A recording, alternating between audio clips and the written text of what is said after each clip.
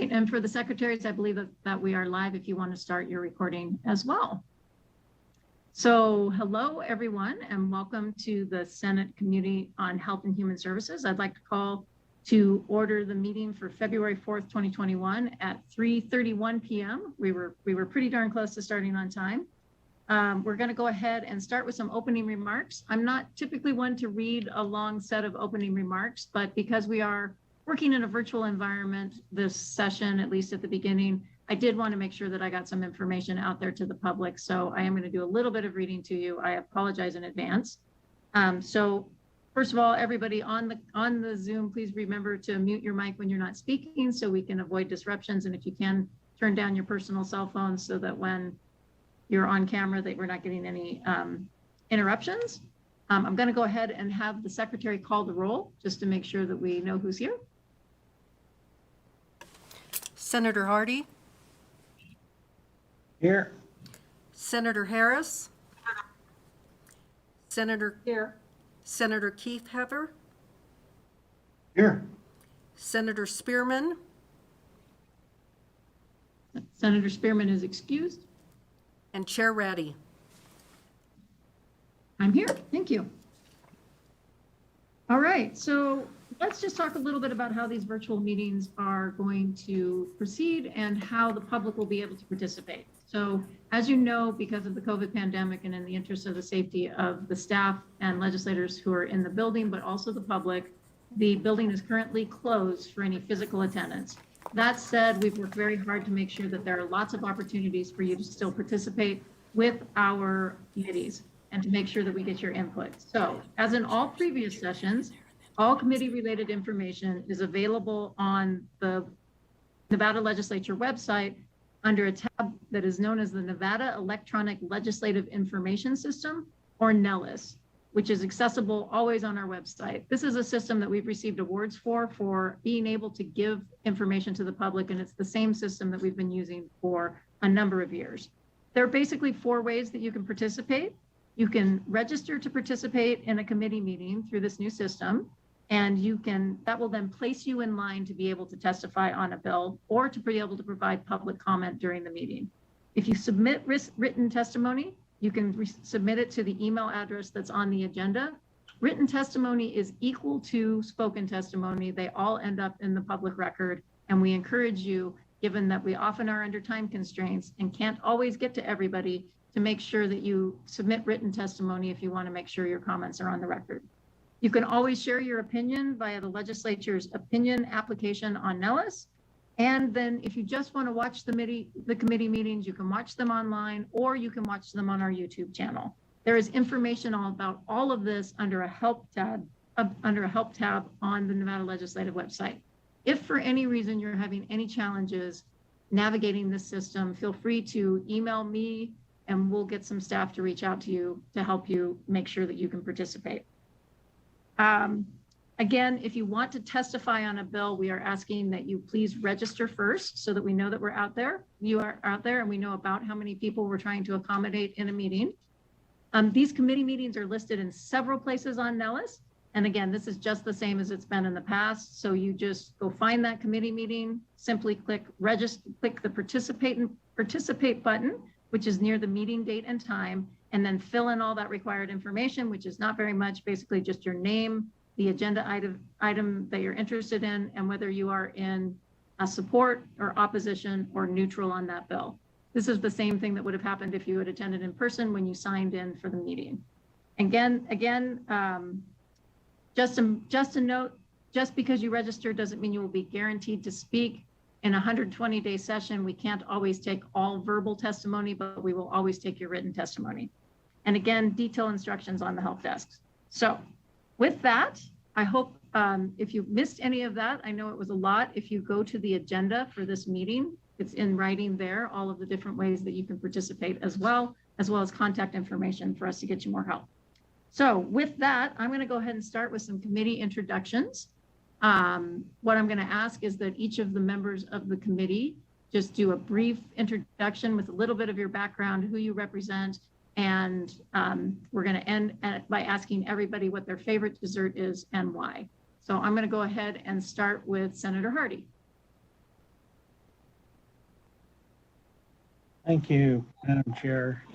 First things first, my favorite dessert is Rice Krispies disguised with marshmallows and in the form of treats. So, and basically anything that's got sugar in it can become my favorite dessert. And if somebody threw chocolate in there, that would be okay too.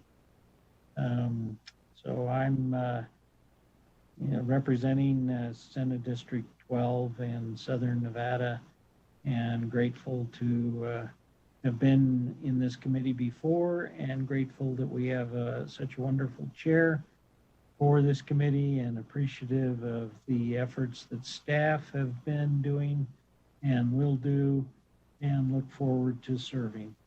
Thank you, Madam Chair. Thank you, Senator Hardy. How about we go to Senator Harris? Good afternoon. Thank you so much. I'm Dallas Harris. I represent Senate District 11 in the southwest part of Clark County. My favorite dessert, I have two, sorry to deviate, peach cobbler and pound cake. And that's because those are my mother's specialties, and that's what she sends me when she wants to reach out and make me feel good. So it doesn't hurt that they're delicious. Happy to be here with you all on a committee. I don't think I served with either of you last session on any committee, so happy to change that.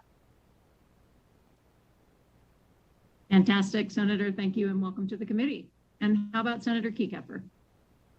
Thank you, Madam Chair. Pleasure to be back on the Health and Human Services Committee after I think, 2-session absence. Megan and Eric might remember better than me. I served on this committee at least in 2011 and 2013, maybe a 3-session absence. Anyway, happy to be back. Previously worked in the Department of Health and Human Services for a couple of years in the director's office. So I have a little bit of executive branch HHS experience, add to my legislative experience on this side. And I like pie, all kinds of pie. Pie's delicious. Thank you. Senator, how do you feel about pie? It's delicious. Fantastic. All right. So again, we're a small but mighty committee and we get a lot of work done. So I'm grateful to have each of you here and grateful to have you back on this committee, Senator Keycapper. All right, we're going to move on to staff. Our staff includes nonpartisan staff from the Legislative Council Bureau.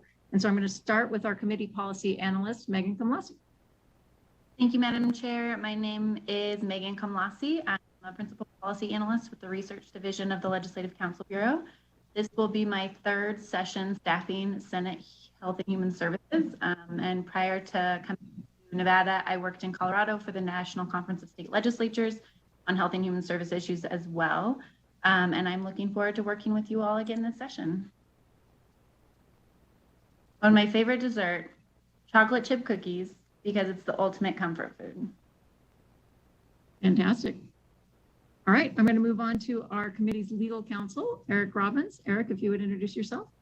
Hi, I'm Eric Robbins from the LCB Legal Division. This will be my fifth session with the LCB and 4th session staffing Senate Health and Human Services, so since 2015, and I believe Senator Keycapper was on my first session, so I think to answer his question, 2 sessions absence for him. But anyway, my favorite dessert I would have to say is chocolate milkshake, because it is sweet, it's cold, it's refreshing, it's got everything I'm looking for in a dessert. So yeah, and I'm looking forward to working with everyone this session. Great, thank you, Eric. So that's our Legislative Council Bureau staff. Then we also have nonpartisan staff that works directly for the Senate. One of them is the manager of our committee. That's Nicole Plangus. Nicole, could you introduce yourself, please? Hi, everyone. My name is Nicole Plangus. I'm going to be your committee manager for the Health and Human Services Senate Committee this session. I'm a recent graduate from the University of Nevada, Reno with a degree in political science and business. And I'm currently getting my MBA there as well. So in the nighttime, I spotlight as a student. But my favorite dessert, and I put a lot of thought into it, I had an initial reaction and it wasn't right. I had to think deeper. My favorite dessert is nugget, as in like the John Squaga's original nugget carrot cake. It's a 3-tiered carrot cake, cream cheese frosting, and it is the most superior. So that is my favorite dessert. Thanks, Nicole. That's pretty good. All right, then the committee also has the benefit on the Senate side of staffing of 2 wonderful committee secretaries. And so I'll go ahead and start with Vicki Polzin. If you would introduce yourself, Vicki. Hi, I'm Vicki Paulzine. I am with the Health and Human Services Committee as well, and I am being a secretary for the 2nd session in a row, and I am very glad to be back working with the committee and with Senator Ratty and all the new people as well. My favorite dessert is cheesecake because the first time I learned to make it, I loved it, and now I make it all the time. And then the second secretary who's new to us this session is Norma Millette. Norma, if you would introduce yourself. I know you're getting settled in. Yes, it's a pleasure to be here. My name is Norma Millette, and I've been retired 7 years now. I have a total of 33 years in public service, public agencies, including cities, counties, Washoe County, Santa Barbara County, City of Montebello in California, Douglas County School District, and my last 5 years were with the Division of, at that time it was called Mental Health Services, now it's called Division of Public and Behavioral Health for the Department of Health and Human Services. I was their personnel officer there. I also have 7 years of private sector experience, including working at resorts in Maui, such as the Hyatt Regency Maui, the Westin Maui, and in Santa Barbara, the Four Seasons Biltmore. So I also have 2 years of working for the, this will be my 2nd time working for the legislature. The first time was with the Assembly, the 78th session, and now I'm here to serve you during the 81st. It's a pleasure to be on your team, and anything I can do to help you, please let me know. Thank you. Oh, my favorite dessert is tiramisu, of course, because it's light and fluffy and it's heaven. Thank you. Me too, I'm a big tiramisu fan. All right, and then we are gonna do one last introduction, and that is my legislative assistant. So Morgan, if you would introduce yourself.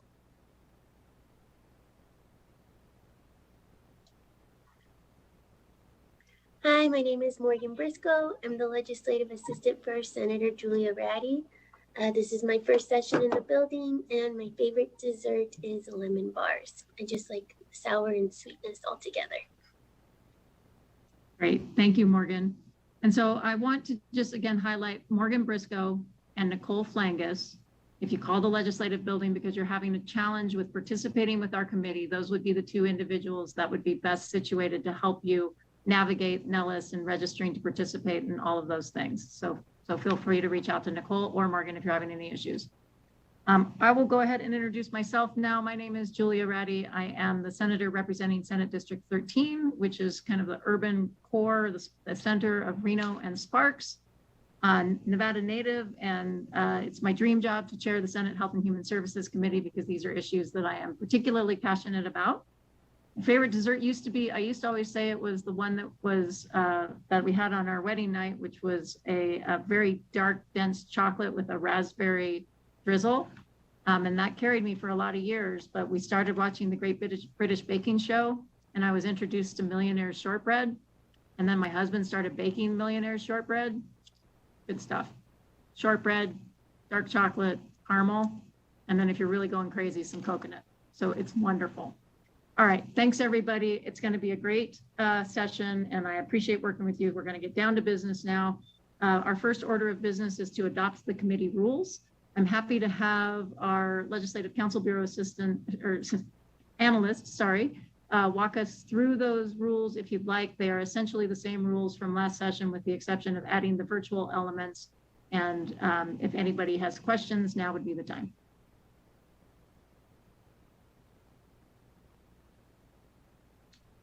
I don't see any questions, so can I get a motion to approve? Looks like I have a motion from Senator Hardy. Was that a second from Senator Kieckeffer? Motion by Senator Hardy, second by Senator Kieckeffer. All those in favor, we're going to need to take a voice vote. So Secretary, if you would please call the vote. Senator Hardy, Yes. Senator Harris, Yes. Senator Kieckeffer, Yes. Chair Ratty. Yes. All right, just under general housekeeping, we are scheduled to meet on Tuesdays and Thursdays at 3:30. If you're detained and not able to be here, please let me know as soon as possible. Obviously, we try to set a decorum in this committee that is appropriate and in response to the job that we're being asked to do, which is to represent our constituents and to represent the state of Nevada.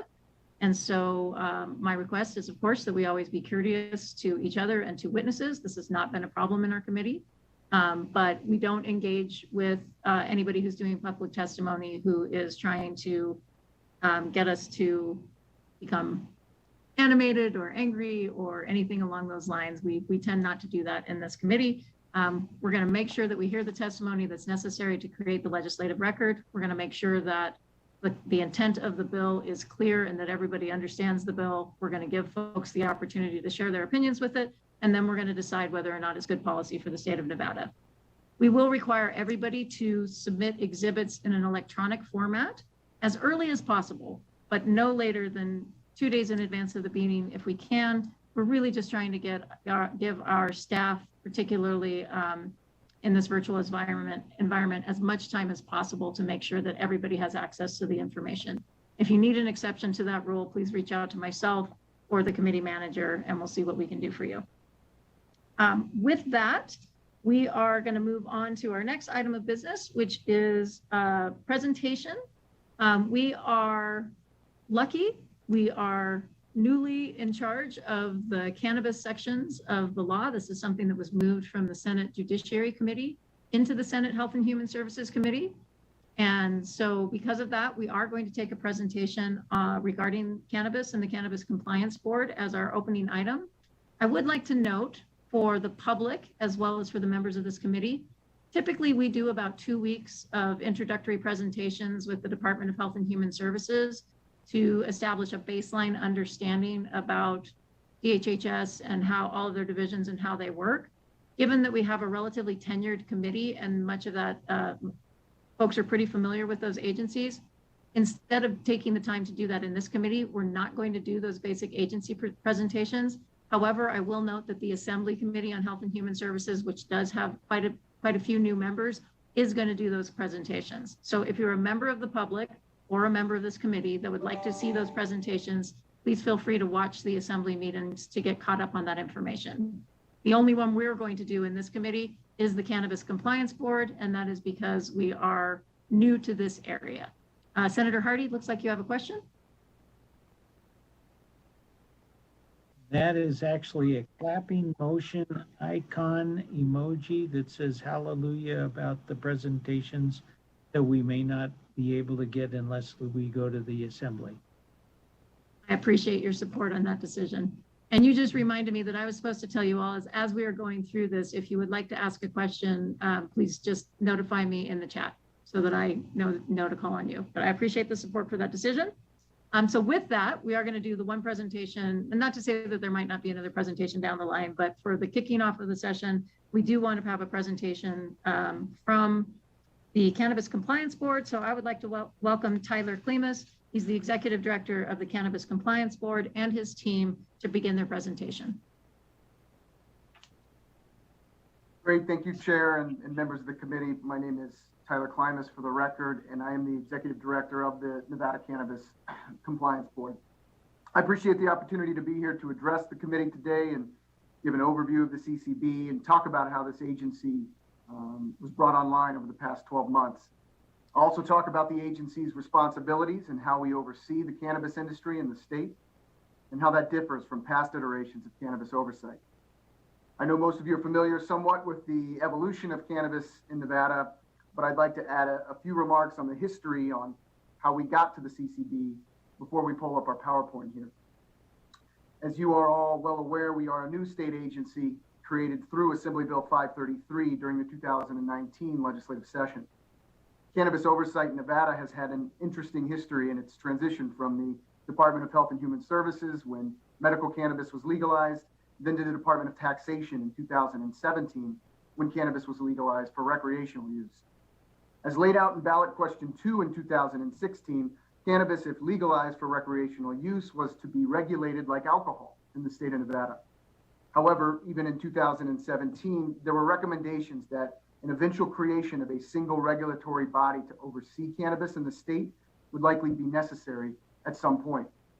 The following 2 years, 17 to 19, saw its share of issues emerge in the industry and for those that regulate it as the legal cannabis industry took off. The industry, frankly, outpaced and outnumbered the resources and capacity for what was the Marijuana Enforcement Division to appropriately handle what was fast becoming and remains today a very complicated and high-stakes industry. The need then for a new home for oversight became immediate. So Assembly Bill 533 authorized the CCB to begin as an agency on July 1st of 2020, last year. My position was authorized to start on January 1st, 6 months prior, to begin the transition of cannabis oversight responsibilities from the Taxation Department to the Cannabis Compliance Board. The CCB was to be a new centralized standalone regulatory body to oversee the cannabis industry and work to mimic how the Nevada Gaming Control Board regulates gaming. The time frame in place gave us a very short runway to stand up this agency and fully transition oversight. When we began to lay the framework for the CCB, we immediately faced a number of challenges. We inherited a backlog of open disciplinary cases that had been untouched, some stretched back to 2018. We had a general lack of clarity on many of the ownership structures already in the industry due to minimal and sometimes non-existent background investigations. This, plus reports of bad actors and foreign nationals trying to buy influence into the industry, led to the implementation of an extended review period, halting any transactions regarding changes to ownership interests or sales of licenses within or outside the industry. This review period would last for 9 months until the CCB took over in July, signifying that the proper guardrails were in place to begin moving forward again. We took over in the middle of a very public and very arduous lawsuit stemming from a competitive licensing round in 2018, litigation that saw both sides, the state and the industry's reputation, severely tarnished. So moving forward to today, we are nearly through the list of old, outdated cases and are now operating like an efficient regulatory body should operate, issuing new complaints and filing disciplinary action, including sizable fines and license revocations for those licensees that are found not to be in compliance with the state's regulations. We have designed and created a brand new investigations division within the CCB, which I'll talk about later, that focuses on in-depth background investigations and suitability determinations on those currently in and those who want to come into the Nevada cannabis industry. Business transactions, including changes of ownership and interest, are now moving forward again, albeit in a different way with more detailed requirements. Transitioning this oversight body and clearing the deck so that the state could realize a fresh start in cannabis oversight was not a small task. It was accomplished by the incredible efforts of not only the 50 individuals who make up my staff at the CCB, but with our partners at other state agencies like the Taxation Department, Public Safety, and the Attorney General's Office. We also have an incredible 5-member board appointed by the governor whose expertise in many of these matters has served to help guide this agency. So it is because of these efforts that we have a great story to tell you today, and that we look forward to introducing you to the CCB and working with this committee to continue efforts to push this industry and agency forward in a responsible and effective way. I've got my incredible staff and division heads here with me, some that have expertise in cannabis stretching back to the medical days here in Nevada. So we very much look forward to any questions that you, Chair, or members of the committee have when our presentation concludes. So with that, Tiana, if you could pull up the PowerPoint, I'll go ahead and get started.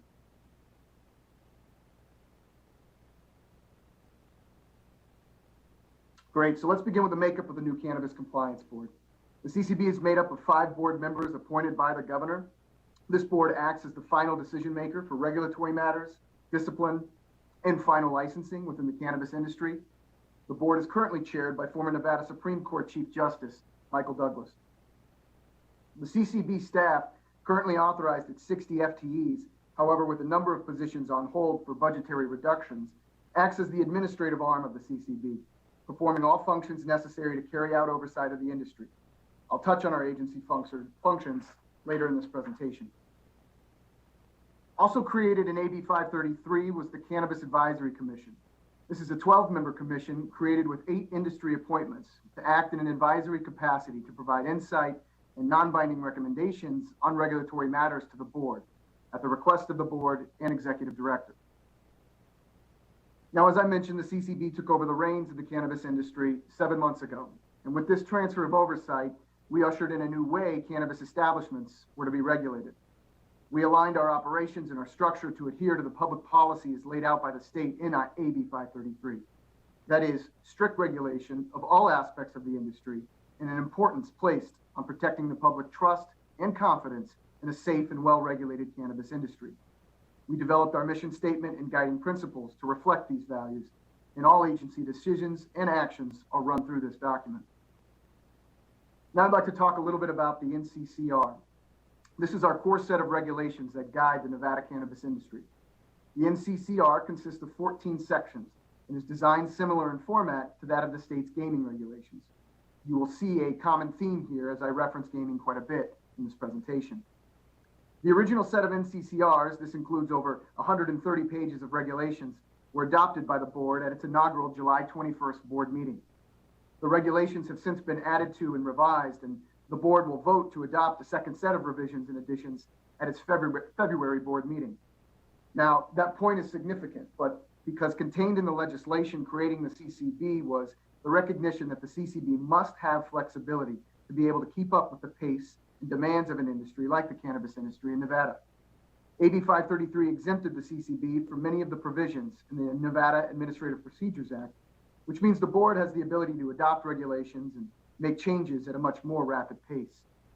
Again, this process was put into place to mirror almost identically that of gaming's regulatory adoption process. The Legislative Commission still has authority to request a review of any regulations that the CCB adopts before they are filed. However, our structure, a sort of hybrid, allows the board to meet the demands of regulating this industry, as evidenced by the fact that we've already made revisions and additions in just our first few months of existence. This kind of flexibility is not only necessary, but it is crucial, and it allows for the agency to remain at the forefront of industry regulations and further help us achieve and maintain a gold standard. Built into the NCCR is also the ability for any member of the public to petition the board for a regulation change. This is a tool that ensures the board remains aware and can address any issues currently happening in the cannabis industry, either from a licensee, consumer, or the general public. It's also designed to help promote transparency of the industry, as all petitions must be addressed and recognized publicly by the board. So now moving on to the organization of our agency.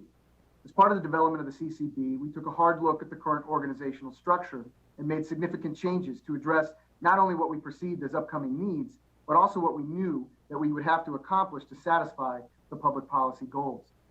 These needs naturally fit into 4 divisions of the CCB: administration and licensing, audit and inspections, investigations, and enforcement.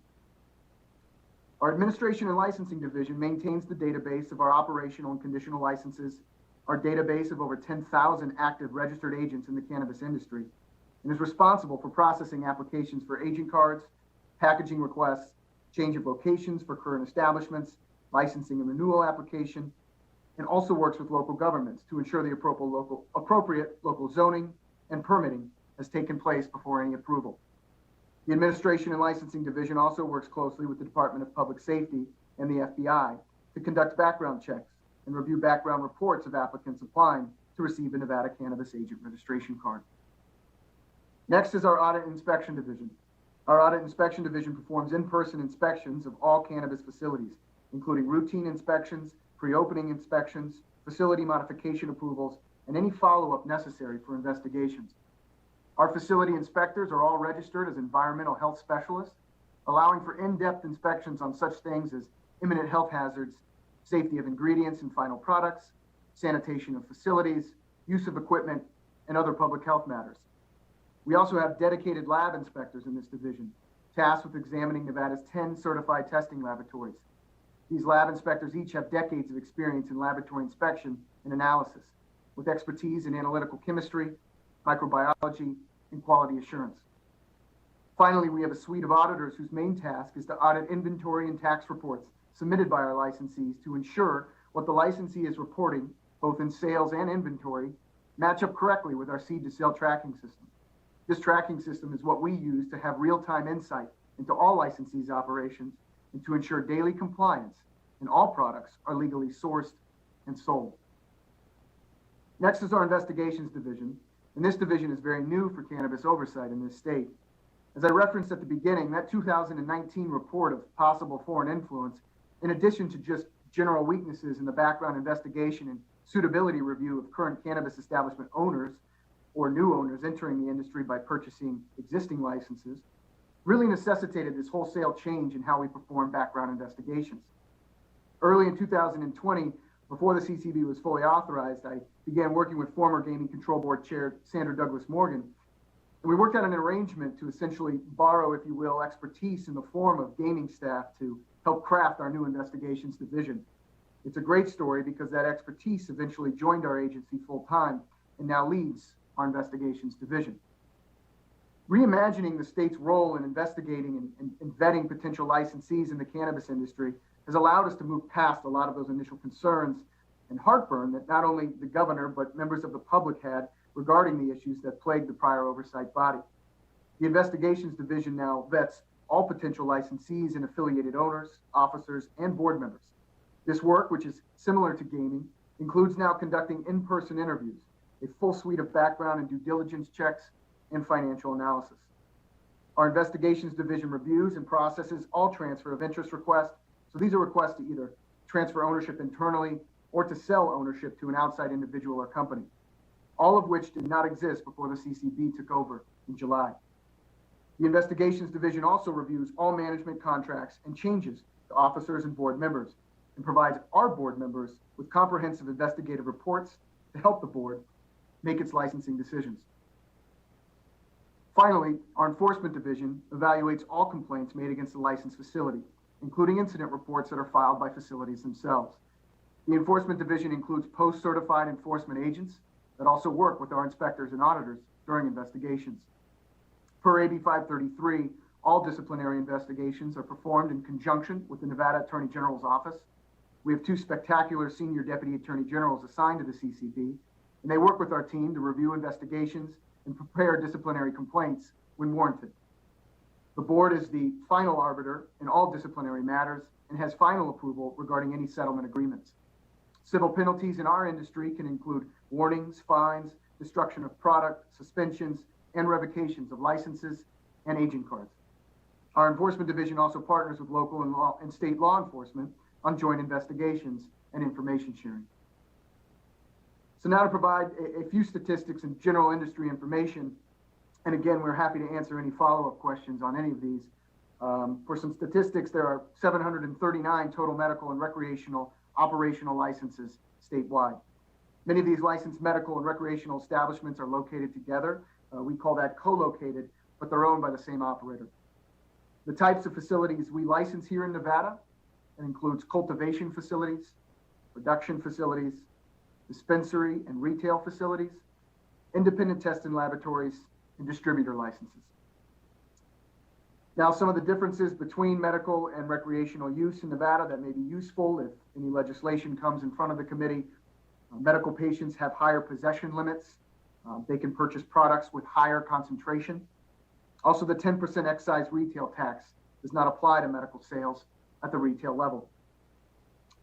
The definition of cannabis, formerly referred to as marijuana, includes any part of the plant and any products created from the cannabis plant. That includes any product manufactured in our production facilities. We do not regulate hemp or CBD products produced from hemp, which you might find in smoke shops or stores other than a cannabis sales facility. Cannabis tax collection, which is a function that is handled by the Nevada Department of Taxation. However, we work closely with taxation on financial audits when necessary and to ensure our licensees are up to date on taxes and are remitting the appropriate amount of taxes. The CCB also works in conjunction with the Department of Taxation to set fair market value of cannabis and cannabis categories every 6 months, in which the 15% wholesale excise tax is applied. Briefly, I did want to give an overview of the impact of COVID-19, how the CCB worked through these challenges, how we continue to work through these challenges, and how they affected the cannabis industry in the state. At the end of the day, and again, what still remains today during this continued crisis is that COVID necessitated a need for flexibility, both within our agency and within the industry. The cannabis industry was considered essential and delivery services were left open at the beginning of COVID. However, retail stores were closed. This required a major pivot for many of the retail facilities throughout the state. Now, we have always allowed delivery here in Nevada, but when we moved to delivery only in those first few weeks, licensees just didn't have that infrastructure in place, like vehicles and drivers, to facilitate that kind of expanded business. Thus, the CCB developed a virtual vehicle inspection process, which allowed our inspectors to inspect virtually delivery vehicles and approve them to begin service in a very short amount of time. As we moved through the pandemic, we then developed a curbside pickup model. This was something that was not available to licensees before COVID and not provided for in the regulations. Our CCB agents designed this curbside model, including developing the rules and restrictions licensees would need to follow, and again allowed for retail facilities here to pivot their operations further and meet the needs of consumers while following our strict COVID guidelines. We also lost in-person services for agent registration cards. These cards are needed to work in the industry. And so the CCB developed a web-based agent registration card application that replaced the outdated paper application and allowed for a much more streamlined application process as people started to get back to work on the retail side. The CCB, similar to many other agencies, was able to issue extensions to its temporary approvals, both for delivery vehicle IDs and temporary agent cards. These extensions are both still in effect due to the continued health crisis.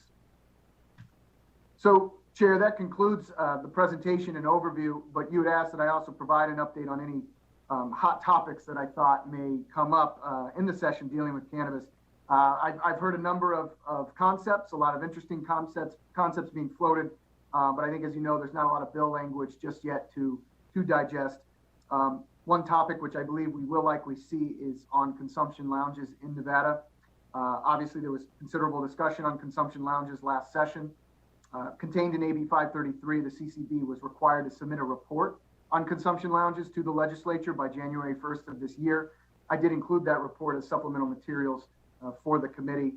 I'm happy to answer any questions on that report as well. So with that, I'm done here first, and we're happy to answer any questions before you'd like us to move on to our bill, Chair, SB 49. Thank you, and it's Mr. Klimas, right? I believe I butchered it on the front end. Oh, that's fine. It is Klimas, but thank you. It's fine. All right, great. Thank you. First of all, just a great appreciation for you spending this amount of time with our committee today and introducing it to for some of us, the material's a little bit new. So I'm going to go ahead and open it up to the committee. Members, anybody have any questions?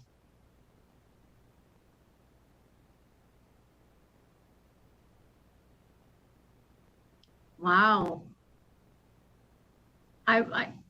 I just could not imagine my first topic in my first Health and Human Services Committee not leading off with a question from the good Senator Hardy. Senator Hardy, please. Madam Chair, I need to eat my words. I had misgivings about this Cannabis Compliance Board, and I have been very impressed with Tyler Klimas's presentation, and I appreciate the work that has been done on this, and I'm impressed. So thank you. Appreciate it. Thank you, Senator Hardy. I would agree. It's a comprehensive presentation. I think obviously we'll get into the weeds on some issues that come before us, but if nobody has any questions, we'll go ahead and close that item. And now we're going to open the hearing. That was a pun, right? Not get into weeds about this? Sorry. The sad thing is I can hear my legislative assistant laughing on the other side of the door. So one of your jokes actually landed there, Senator. Well done. All right, let's go ahead and move on to, we're going to go ahead and open the hearing on SB 49. I'll turn it back over to you, Mr. Klimas, to go ahead and make the bill presentation. Thank you, Chair, and Senator Hardy, thank you for those kind words. So we're going to move on to SB 49 here. This is our single-only Cannabis Compliance Board bill so far this session. This bill is very much a housekeeping and cleanup bill, and that includes the amendment that we submitted that I'll talk about as well. When we had to submit for a BDR early in the year 2000, the board was not even yet fully authorized. So we really didn't have the insight into what kind of legislative fixes might be necessary because we simply didn't have a sample set to go off of yet. So Chair, members, I certainly appreciate the opportunity to submit the additional amendment for this. It's going to help us clean some additional language up. So I don't talk the whole time. I'm going to get my staff involved in this presentation. So I'll begin asking the CCB Deputy Director, Michael Miles, to briefly describe the first section of the bill. Our Head of Investigations, Chief Dave Staley, will discuss the second section, and our Head of Administration and Licensing, Steve Gilbert, will discuss the third section. I will come back to briefly go through the amendment document when they're finished. And so, Chair, I don't know if you'd like us to go, it's pretty short and straightforward, but if you'd like us to go through all three sections first and do questions or one at a time. I'll leave it to your best discretion. Okay, great. Well, Deputy Director Miles, why don't you go for the first one and see if any members of the committee have any questions, and we'll just keep it moving. Thank you. Good afternoon. I'm Michael Miles, the Deputy Director of the Cannabis Compliance Board. I'll be discussing Section 1 of SB 49, wherein we are requesting the removal of Nevada Revised Statute 678-530, Section 2, which discusses depositions. By way of background, an administrative hearing is usually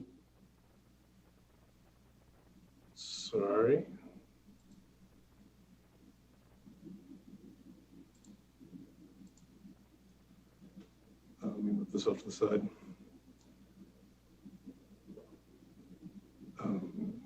By way of background, the administrative hearing is usually conducted by an administrative law judge and involves an agency like the CCB and an individual, business, or group like a licensee. Disciplinary actions against a licensee are administrative hearings. In Nevada, such hearings are generally controlled by the Nevada Administrative Procedures Act, found in NRS Chapter 233B. Depositions are not mentioned or authorized anywhere within the Nevada Administrative Procedures Act. Witnesses testify during a hearing and can be examined, cross-examined, or impeached under penalty of perjury during the actual hearing. Depositions are time and resource intensive and are usually reserved for district court actions.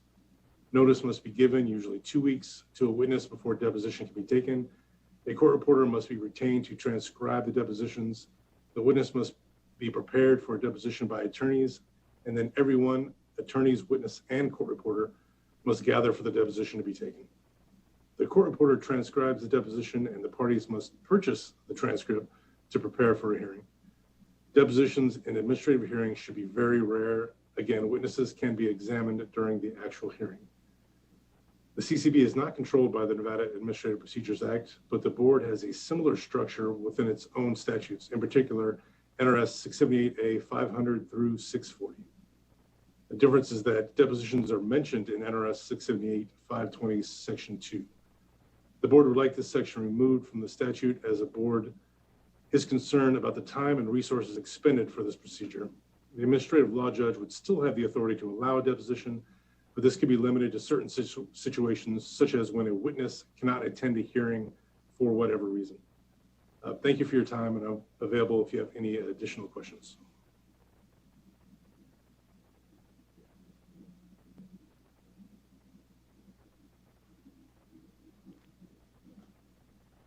Okay, great.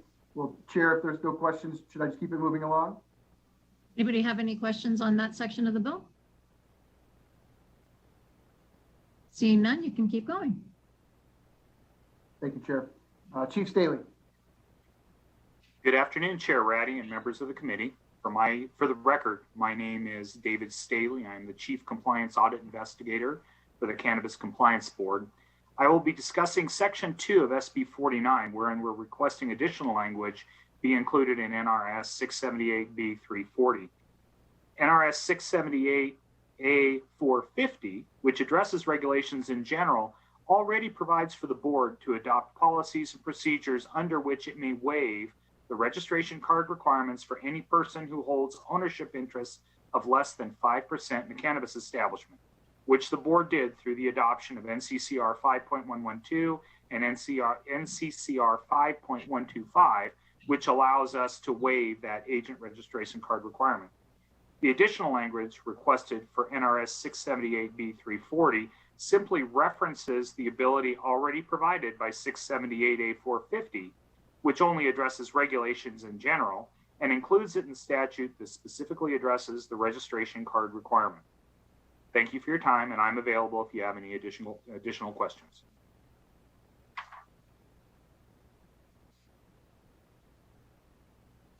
Madam Chair, Dr. Hardy.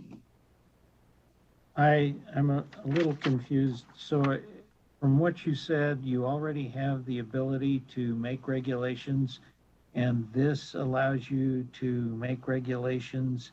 I guess I'm not sure what it actually does vis-a-vis the 5% rule. Does it allow people to potentially get out of being identified as a owner, volunteer, work at, contract with, if they own or have less than a 5% rule? What are you looking to do that's new and different that wasn't there before?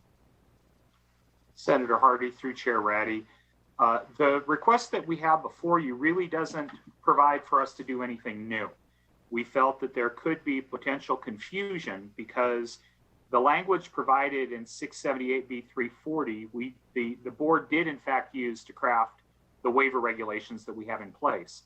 What we're doing is merely moving that language from 678A450, duplicating it and putting it in 678B340 so that it's more clear that the board has the opportunity to promulgate regulations that provide the ability to waive the requirement for agent cards for folks with less than 5%.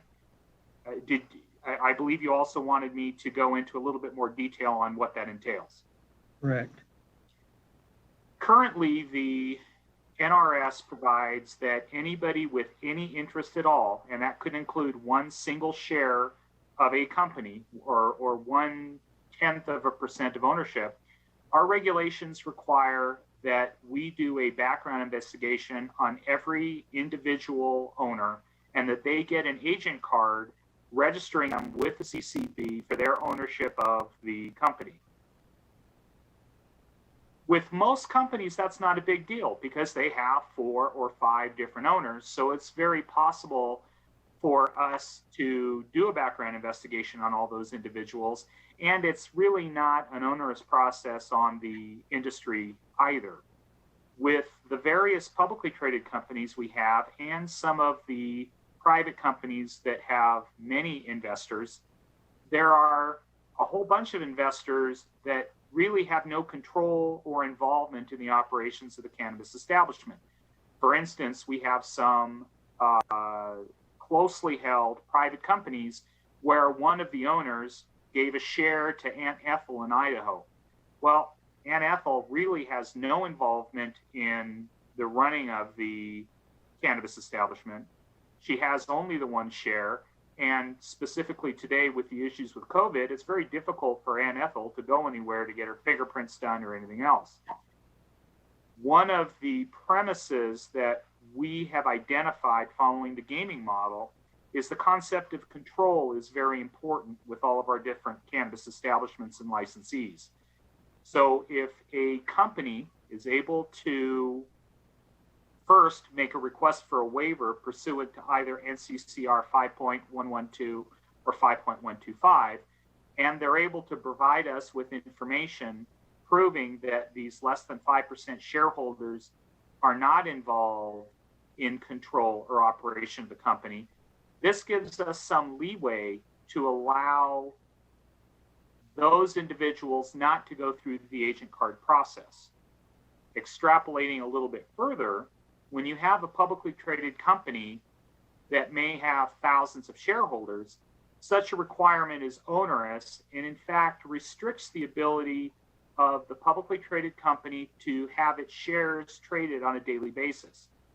Without such a waiver, somebody that wanted to buy 10 shares today because the shares were going up and sell them tomorrow simply wouldn't be able to, because our regulations would normally require their licensure.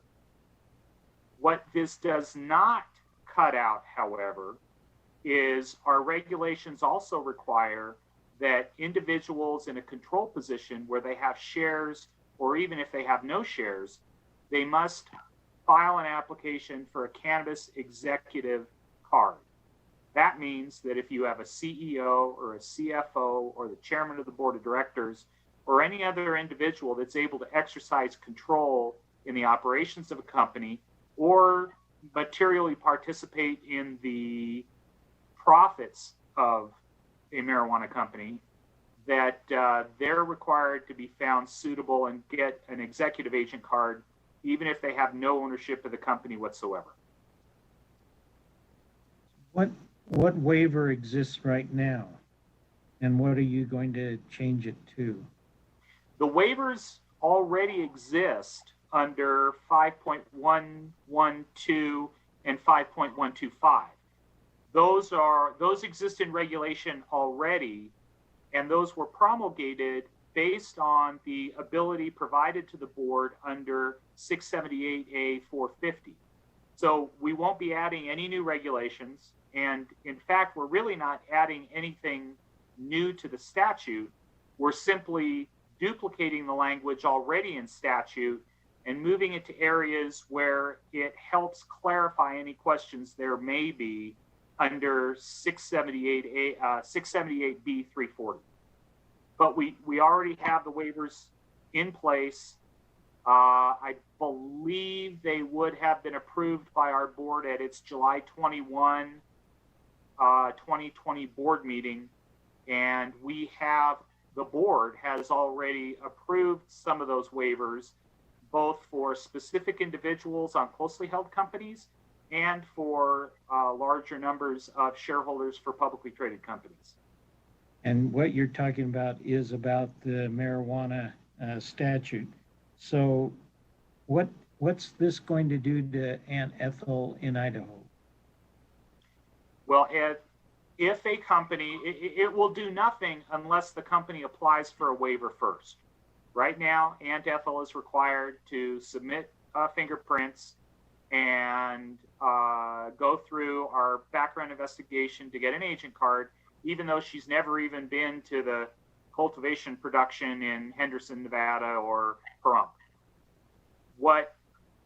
By utilizing the waiver provisions that we already have in regulation, which we were allowed to put in place pursuant to statute, if the company submits an application for a waiver of either 5112 or 5125 and are able to provide sufficient evidence that Aunt Ethel has no involvement and no control over the operations of the cannabis establishment, if the board approves that waiver, then Aunt Ethel does not need to get an agent card and she does not need to submit her fingerprints for a background investigation, because she has no ability to influence the operations of the cannabis establishment. And we look very closely at the concept of control and the ability for somebody to be involved in control that would not be suitable under the requirements of our regulations and statutes. So if Aunt Ethel got 1% and Aunt Ethel's 22 grandchildren, 43 great-grandchildren equally got 1%, this regulation would allow each one of them not to be investigated, not to be fingerprinted. And then you look at, by the time the 42 grandchildren and 23 grandchildren, 42 great-grandchildren each had 1%, they would have a controlling interest, and Aunt Ethel would basically have control. Well, and your question provides the evidence of control. So one of the things that we would look at is that familial ownership or ownership from a husband and a wife, or husband or a ownership through a family like that. If the amount of their ownership indicated that they were able to exercise a certain amount of control over the operations, then the board would likely determine that such a waiver was not appropriate in that case. In addition, through the audits that our audit division does and through the investigations that we do during a transfer of interest or TOI application, our investigators and agents are looking for hidden ownership. They're looking for people who may be exerting control that don't have an agent card. So I would expect that the likelihood of anybody exerting any significant control over the operations of a company, we would, and we have both within the statutes and the regulations, to call them forward at the board's discretion, even if a waiver is in place. And you've already done that kind of thing and found somebody who has been under some bit of control but didn't appear to at first blush? No, sir, we have not yet. I'm going to say that the board has approved maybe 7 or 8 waivers at this point. In all cases, the company provided us with information indicating that either the individual that they were waiving for or a group of individuals did not have an element of control over the company, and the agent's independent review of company records, which includes asking the company to provide us additional information. A lot of times those kinds of disclosures will be included in their audited financial statements with the Canadian Securities Exchange or with the United States Securities Exchange Commission. They tested the attestations of the licensee and were able to find that it did not appear that any of the individuals that would be affected by that waiver would have any level of control which would have necessitated an agent card. So if you depend on the company to tell you things and then you investigate based on what they tell you, what are the consequences if the company lies to you and they did have some control? That a question of consequences would need to go in.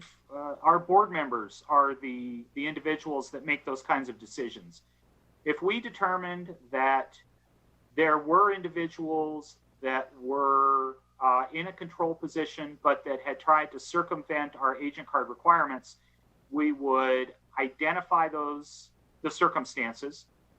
Likely we would do a personal interview both with them and with the other executives, and then that information would be provided to our board under an areas of concern section in our investigative report, in which we would lay out all the facts that we were able to ascertain.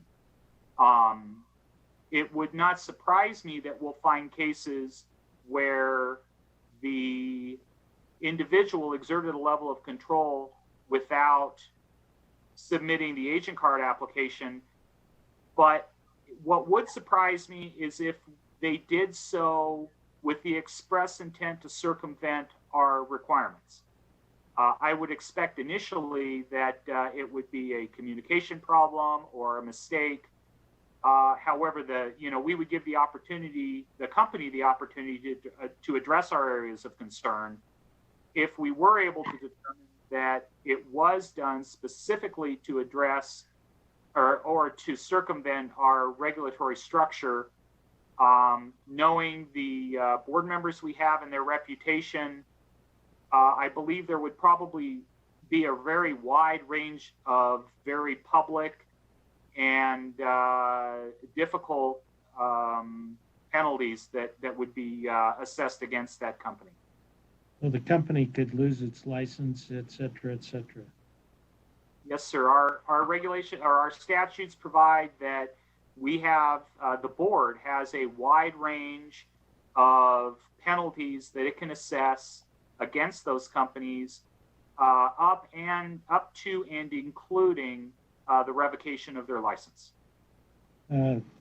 Thank you. Appreciate it, Dave. Madam Chair, thank you for your patience, and I look forward to being pleasantly surprised about this one as well. Yes, sir. Thank you.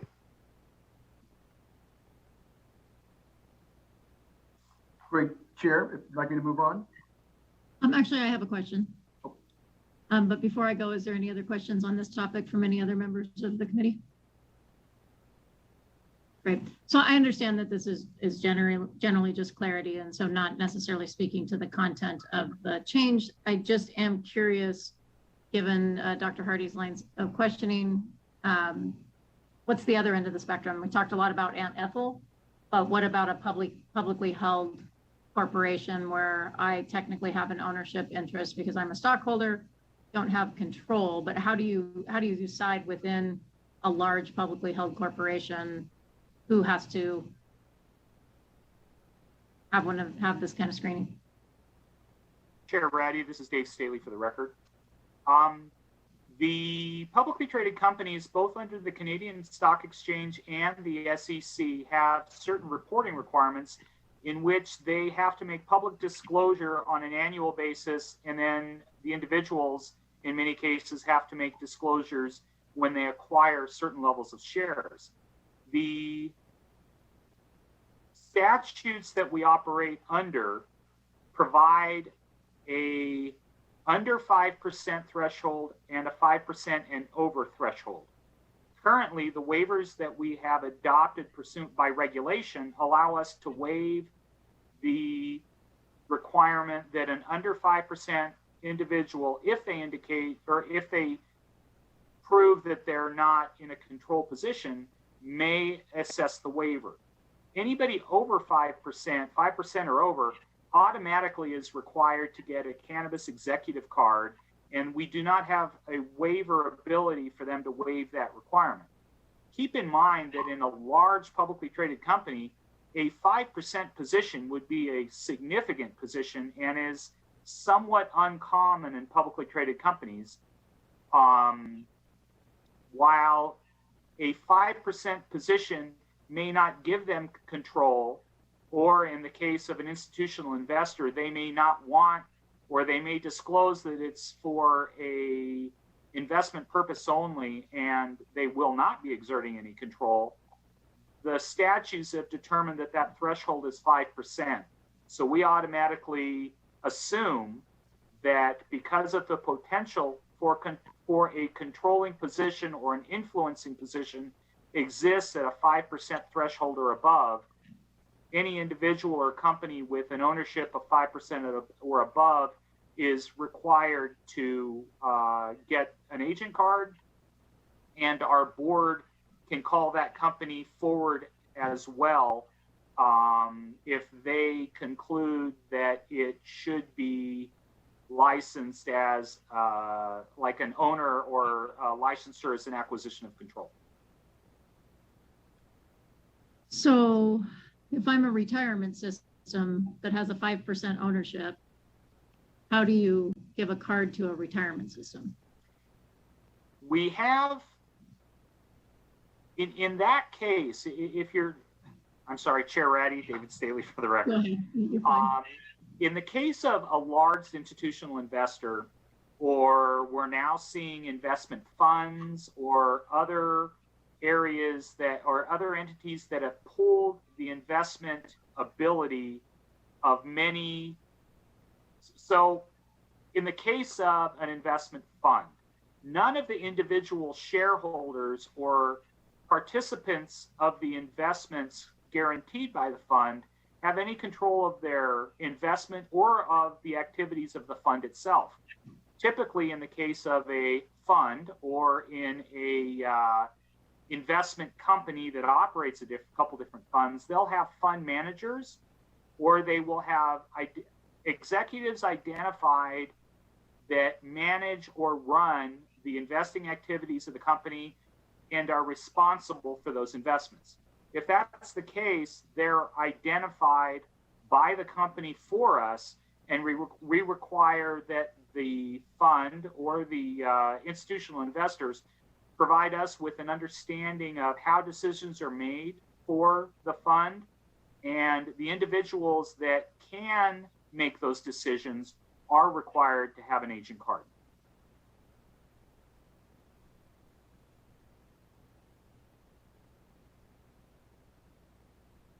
I'm sorry, Chair, you're muted. Oops.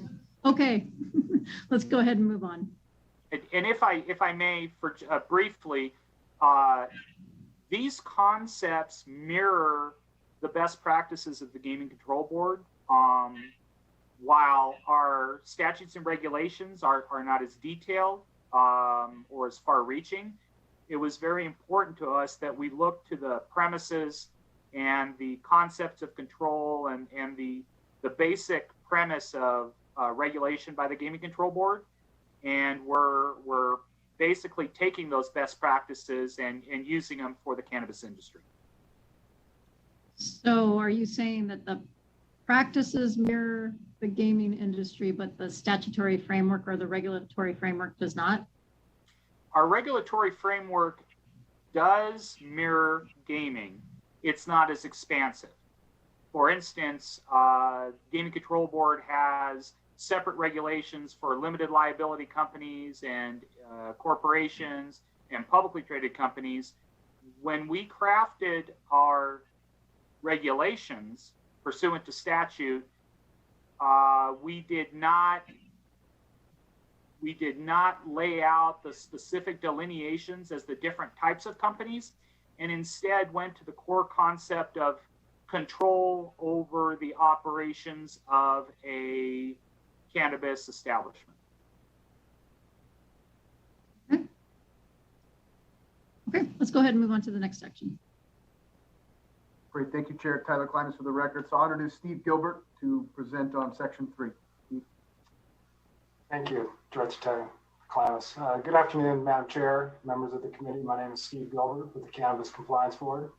I'm here to go over the proposed changes in section 3 of SB 49, which cleans up language in NRS 678B.520 and helps address consistent labeling of products. NRS 678B.520 addresses the requirements for packaging and labeling of cannabis products that are offered for sale. Current language states that all cannabis products that are offered for sale must be labeled clearly and unambiguously with the words, "This is a medical cannabis product," and "This is a cannabis product." The proposed changes are for all cannabis products that are offered for sale must be labeled clearly and unambiguously with the words, "This product contains cannabis." This change to NRS 678B.520 will align this section with the definitions of cannabis products in NRS 678A and allows for products to be labeled appropriately so they can be designated as medical or adult use at the point of sale. This concludes my testimony, and I'm available for questions if you have any. Members of the committee, any questions?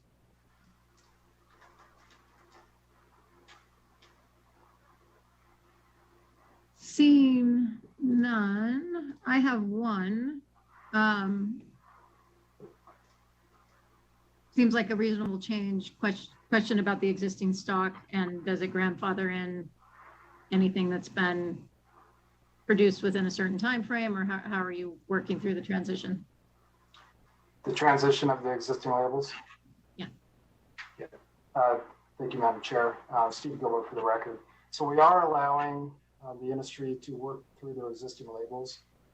We are going to be looking at giving them a time frame to work through those labels if they already have printed them or have packaging that they must change through.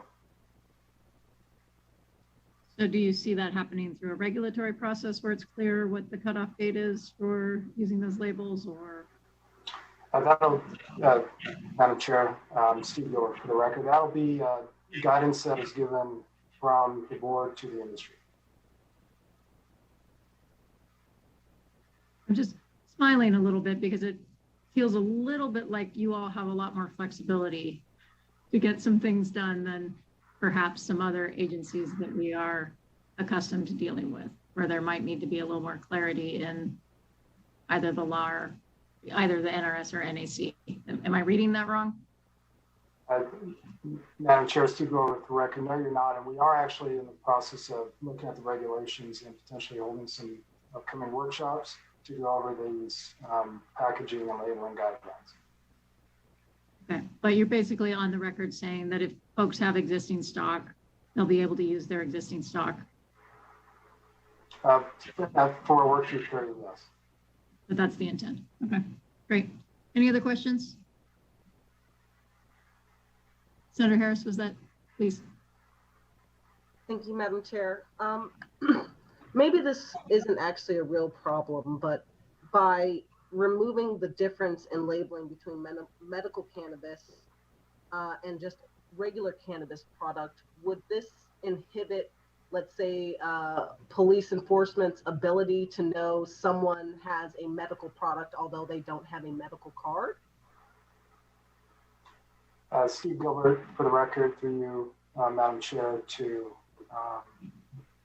the Senator Harris. No, it would not. So how cannabis is cultivated and labeled up to the point of sale is it's labeled as a single source, and that product is designated as medical or adult use at that point of sale. So if a patient was questioned on the cannabis that they have in their possession, they should have their medical marijuana registration card also available to show that it is legal to have in their possession as medical for possession purposes. I guess I'm wondering, how would they tell that the marijuana that you're holding is medical grade in order to ask you to provide your medical license? Steve, go for the record through you, Madam Chair, to Senator. If I understand your question correctly, if that product was at a medical grade level for possession limits, the possession limits for cannabis as a whole would be 1 ounce purchase amounts are allowed, whereas on the medical side, 2.5 ounces are allowed for possession. Am I incorrect in assuming, however, that there are some strains that are allowed to be sold as medical but not recreational? Steve Gilbert, for the record, to you, Senator Harris, through Madam Chair. Yes, medical grade products do not have a milligram of THC limit, whereas adult use products do have limits, such as 100 milligrams for an edible, 800 milligrams for a tincture or topical. Okay, I'm still not getting it yet, but that's okay. We'll move on.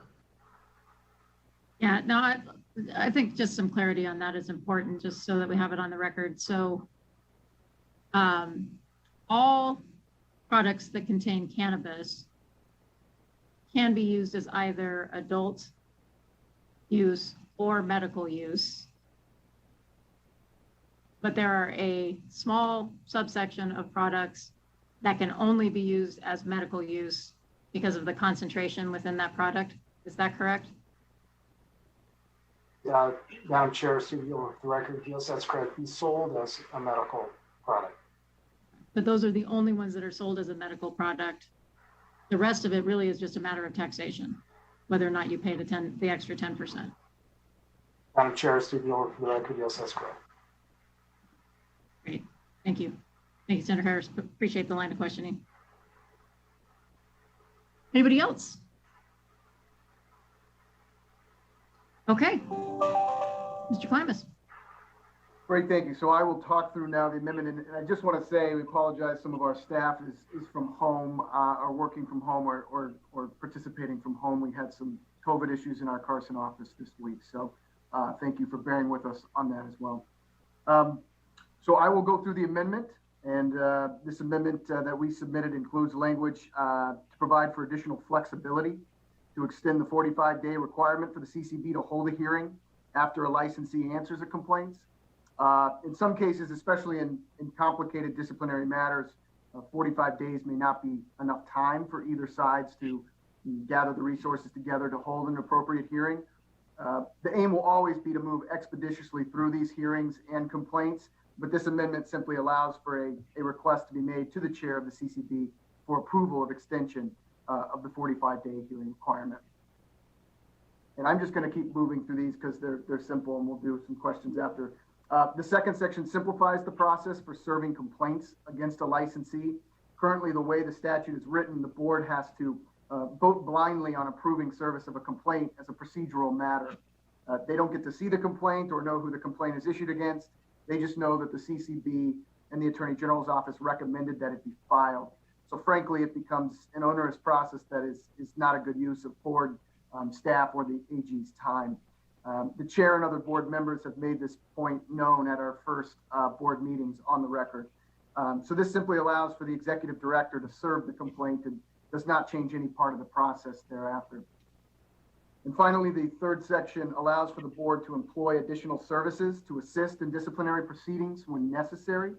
This is a part-time board, and so the board needs at times utilize the services of an administrative law judge in certain disciplinary matters. This keeps the hearing process moving and is kind of critical to allow this board to keep an appropriate pace in its oversight responsibilities. So with that, that's the amendment that we submitted. I'm happy to answer any questions on any part of the amendment. Thank you. Any questions on the amendment, members? Senator Harris. Thank you, Madam Chair. I have a question about the extension of the 45-day hearing requirement. Can you tell me a little bit about why you chose to, I guess, give the board the ability to extend that infinitely, as opposed to simply giving yourselves more time to do them all, right? So instead of 45 days, why don't we just change it to 90 or 120?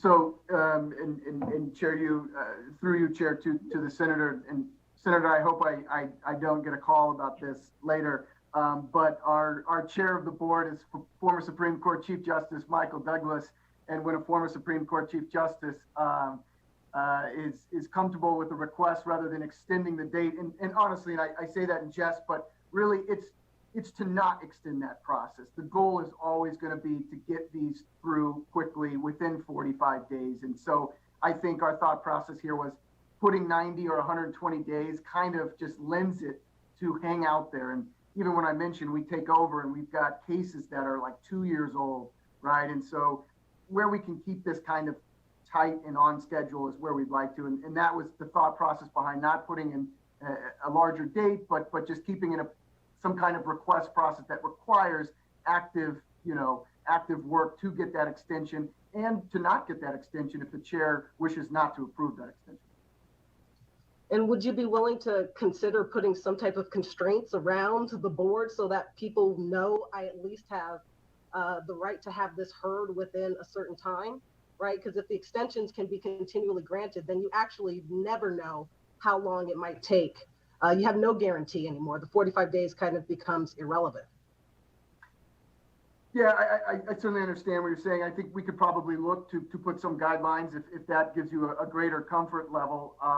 But at the end of the day, you apply for an extension, the chair grants a certain amount.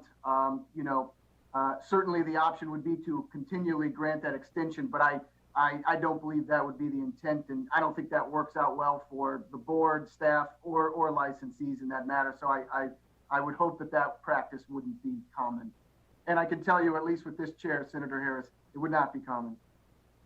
Thank you.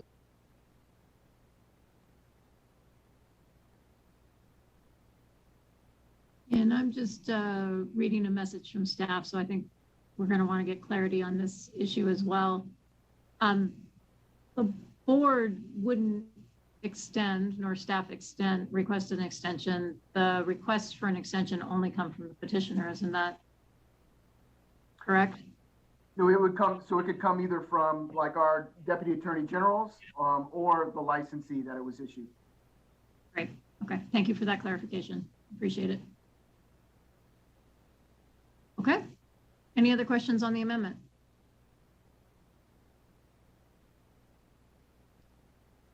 right. Seeing none, any other, last call for any questions on the overall content of the bill or the amendment? All right, Mr. Klimas, if you and your team would hang around, we'll have public testimony just in case there's any clarifications that come out of that.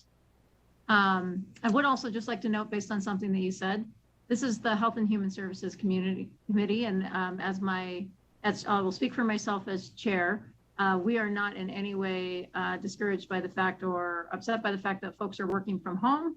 We would like to see very strict adherence to the guidance for the pandemic, and the more people who can work from home and not work jointly in the same office in a pandemic, the better. So just for anybody who's listening to this committee hearing, I don't want to leave anybody with the impression that if you're working from home, that's going to be a problem for us, particularly our state agency staff. So thank you.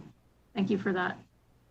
Okay, let's go ahead. I'm going to close the, nope, I'm not quite closing the hearing yet. I'm going to move to public testimony. And so since this is our first effort with public testimony, I'd like to remind the public, there's two different ways that you would be participating in a committee hearing here at the legislature. There's public testimony where you're speaking specifically to this bill. This is not public comment. The intent here is that you are coming forward under either support or opposition or neutral. What I would ask is that you listen closely to the instructions of our broadcast staff, who will be telling you what buttons to push to get into queue to make sure that you end up in the right category of support, opposition, or neutral. That's important when we're creating the record for the hearing of this bill. There will be additionally at the end of this meeting an opportunity for public comment.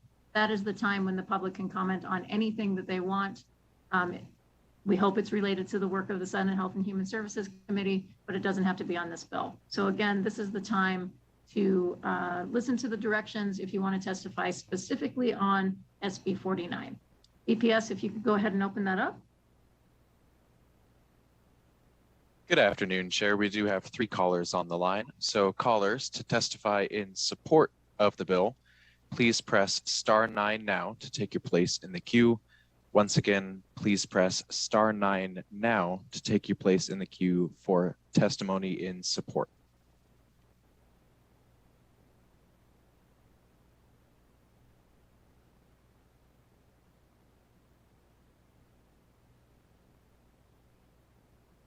Chair, it does not look like any of our callers are wishing to testify in a support stance for the bill. Great.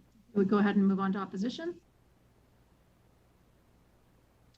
Okay, if you are here to testify in opposition to the bill, please press *9 now to take your place in the queue. Once again, this is for opposition.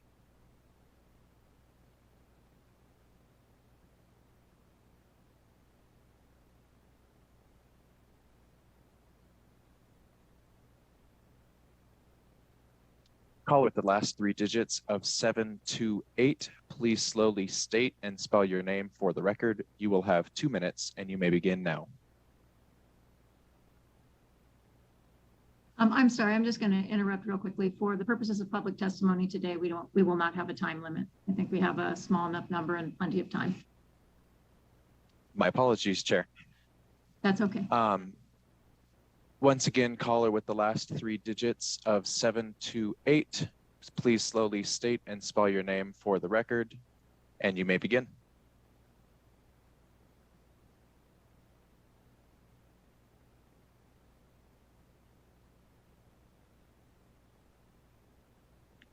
Thank you, Madam Chair. For the record, this is Marla McDade Williams, M-A-R-L-A, McDade, M-C, capital D-A-D-E, Williams, W-I-L-L-I-A-M-S. I'm calling today. I'm with Strategies 360, and I wanted to comment on Section 2, subsections 1 and 4, and the issue of the 5% or less ownership as it relates to the amendatory language and the required registration or application. So these provisions apply to any owner, officer, or board member. And if I understand correctly, the amendatory language is intended to have these provisions apply to publicly traded companies. We believe the language may be appropriate for an individual person who's an owner, officer, or board member, but it may be insufficient for a publicly traded company, and you had some of that discussion. We have been in touch with Director Klimas to discuss statutory solutions to the issue of publicly traded companies, and we hope to continue to work on an amendment that specifically recognizes publicly traded companies as opposed to trying to fit them into a percent of ownership criteria. Our proposal, modeled after the gaming statutes, which the CCB is intended to mimic, as noted in Director Klimas' presentation, would finally make it clear that publicly traded companies do business in the cannabis industry, and dealing with shareholders is much different than dealing with individual people as owners, officers, and board members. Our proposal continues to give the Cannabis Compliance Board the discretion it needs, including the ability to enact regulations as necessary. And you had that discussion about, somebody in Idaho who has a share in a company. As you noted, it's the individual, that can be accommodated. But when you get to something much different than that model, we just believe that the statutory framework should be set up so that it's very clear on how those things move forward. We're asking for consideration to continue to try and work on an amendment that will accommodate publicly traded companies, and I want to thank you all for your time today.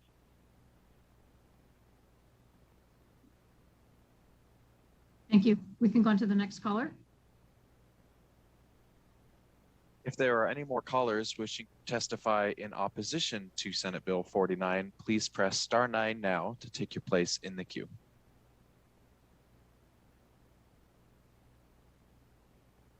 Chair, it looks like there are no more callers wishing to testify in opposition to the bill. Great. Let's please go on to neutral testimony. If you would like to testify in a neutral position on Senate Bill 49, please press star 9 now to take your place in the queue.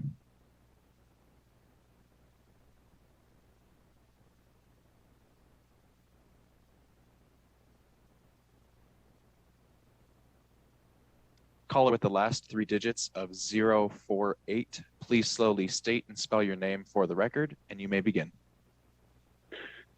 Good late afternoon, Madam Chair, members of the committee. Stephen Cohen for the record, Stephen with a V, Cohen, C-O-H-E-N, as in Madam Assemblywoman, no relation, however, that we know of. Picking up where the previous speaker had left off, the issue of jurisdictions legalizing it, but legalizing cannabis, marijuana, however we want to classify it, but it being federally illegal creates a policy concern when particularly state agencies are primarily federally funded, because under a supremacy analysis, they have to defer to federal law.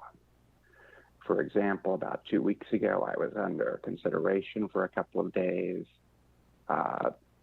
for an accounting position in the cannabis industry through a staffing agency, and essentially what would have come out of a legal request would have been that the policy manual clause would be all-inclusive. In other words, I would have required a background check, licensing, etc., in order to continue employment if I had ultimately been selected.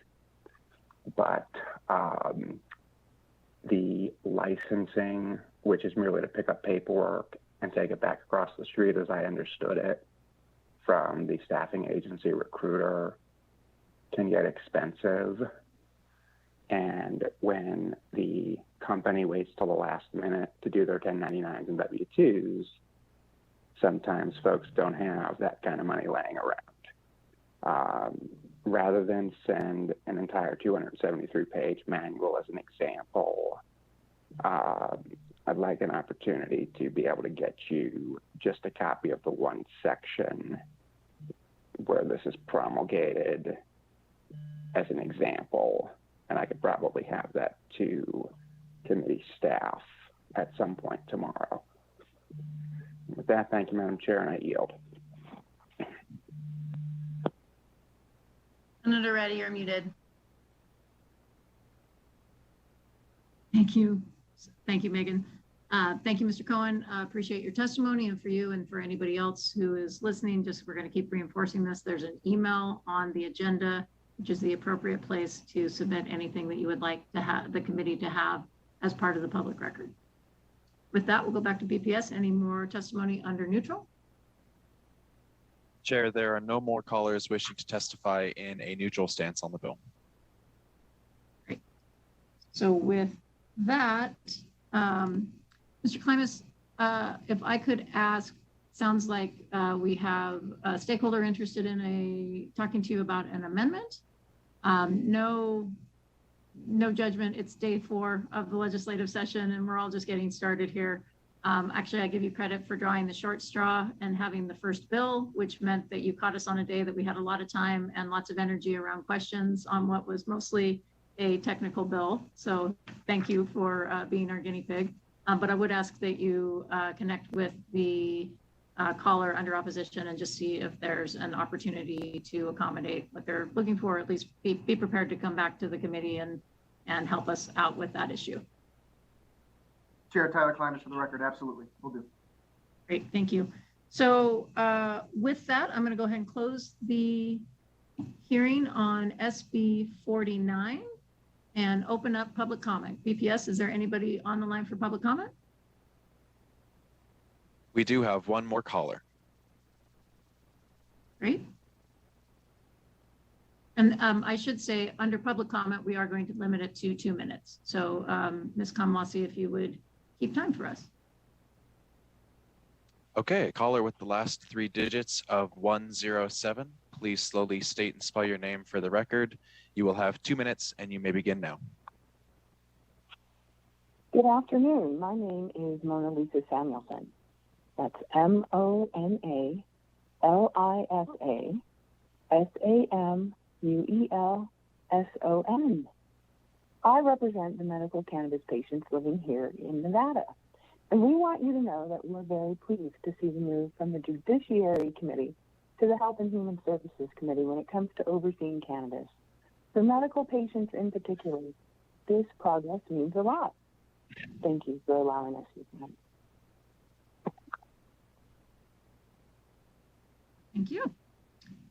We're glad you're pleased. So with that, any other members of public comment, BPS? Chair, the line is open and working. However, there are no more callers at this time. Okay. Megan, I did sail past possible committee BDR introductions. I don't believe we have any at this point. Nope, sounds like we do not.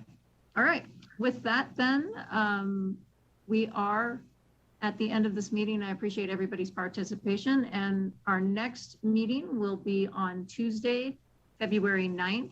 We will be hearing, we're anticipating hearing 2 bills that have been brought forward by the regional behavioral health policy boards that were established in the 2017 legislative session. I believe that's SB 69 and SB 70, if I remember correctly. So assuming everything stays on track with those 2 bills, just to give everybody a heads up, that will be the next 2 issues that we'll be focused on February 9th, scheduled for 3:30 on that Tuesday. With that, I'll go ahead and adjourn this meeting. Thank you, everyone. Have a good evening.